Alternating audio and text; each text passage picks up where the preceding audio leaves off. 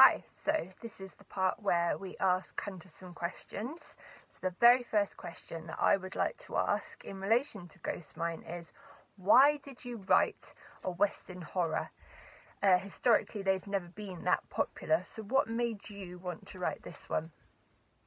Hey, Janine, that's a very good question.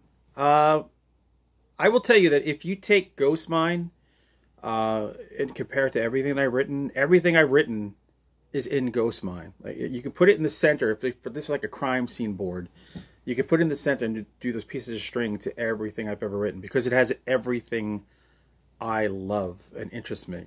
I've said before, my dad, growing up, he's the one who got me into horror. But his generation was also the generation that was all about westerns. It was everything, especially movies and especially TV. Everything he grew up on was westerns. So naturally, ipso facto, I became a western fan too. So I wanted to kind of do something that blended our love for horror and westerns, knowing that this is a genre that just when it comes to sales traditionally, but I didn't care because I also wanted to put in, like, I love like tough guy PI novels, from Mickey Spillane to Spencer, Robert Parker Spencer series, Robert Craze, Elvis Cole. I mean, you name it. I love that pairing, especially Joe Lansdale's Hap and Leonard. So I love that pairing of, like, a pair of just tough, tough ass dudes who, in my case were Nat and Tata.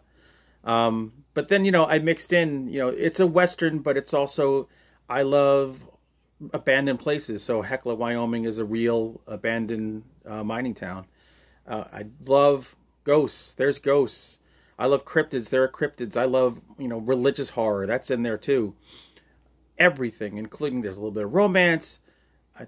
People have pointed out to me, it took me years before I realized, like, a lot of my books have this sense of loss. Somebody who is lost, and typically, the male character has lost someone that he loves in his life at one time or is about to. I mean, it's all in there. All the kitchen sink's in there, the pipes under the sink, everything in my head was in that book. So I think I had more fun writing that than maybe anything else because it just hit on everything that just gets me going. I love the fact that it's a diverse cast of characters, unlike I've ever written before. I try to do that going forward, but that one was it was just a blast. And we have a guest to ask the next question.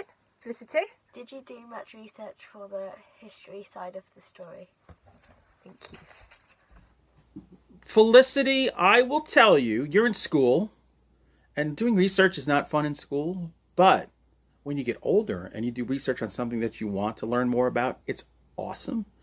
I did a ton of fun research on this book, from learning more about Hecla, Wyoming, the town, to I got to go back and read about, like, cowboys working the trail, the Rough Riders, which I thought was the most fascinating aspect of my research. I really wish I could have written more about that. I, in fact, did more research on that for something that just is really in passing in the book, but it fascinated me. Teddy Roosevelt, in my house growing up and still today, Teddy Roosevelt is our president. So it was fun learning more about TR. Policing in Manhattan and the state of Manhattan at the turn of the 20th century.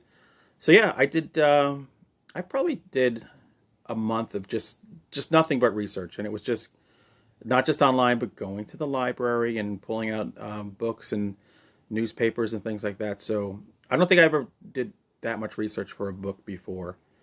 Maybe since. But yeah, did a lot and loved it. So it gets better as you get older when you actually get to research the things you want to look into. Okay, next question. I know it was originally called Hellhole, so why did you change the name to Ghost Mine? Was it because it gave too much away, or was there another reason?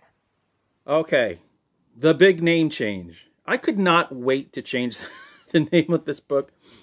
When I first brought the book to my editor's attention, I had wanted to call it High Plains Hell. And as we talked more and more about the book, and, I was explaining the setting and all the action and the plot, he said, "It's not in the High Plains." I said, okay, so what do we call it? And we kind of went back and forth for a while.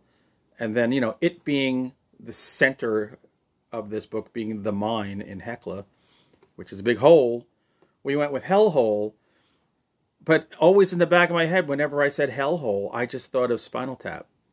I couldn't shake it, and I'm sure a lot of other people couldn't shake it. So when we had the chance to bring this back with Flame Tree, thank you so much, Nick and Dawn. That's the first. I said if we change anything aside from the cover, because the cover that Sam Hain did, I didn't like the cover of that either. Is please can we change the name? And I think Ghost Mine was far better title.